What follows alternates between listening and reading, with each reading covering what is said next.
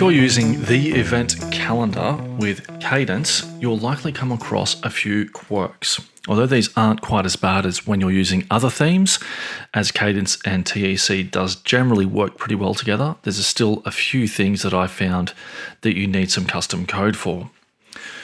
So the first one is the width of the page.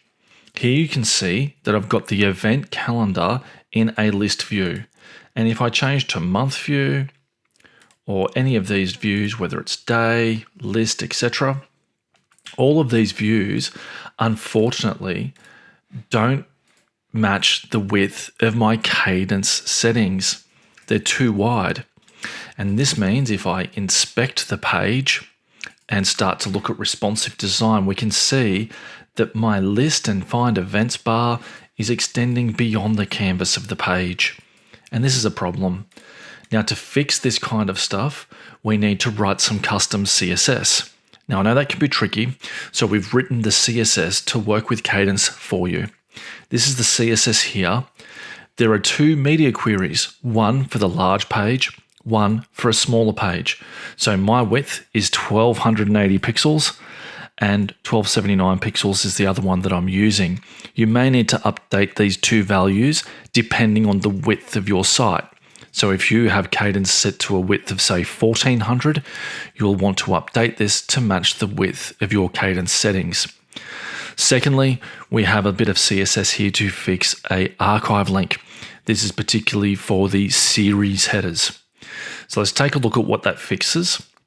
So I'm going to select all the code from this gist, copy it, and then go over to my event calendar WordPress website that's all powered by Kadence. I click on Customize, and this opens up the theme area where I can add some additional CSS. I open additional CSS and paste in the code. Now, if you have existing code, you'll just paste this below that existing code. And this now immediately fixes the width. So I click on Publish, and that's now published. Secondly, it sets the icon color here for my event series to be that of my preset within my color theme palette. And that takes the first color outside of that color palette. And now, when I inspect the page and look at the responsiveness, we'll notice quite a difference. First of all, I have gutters on each side that respect the page. And then as I go down in size, there's always a nice amount of breathing room around my event calendar.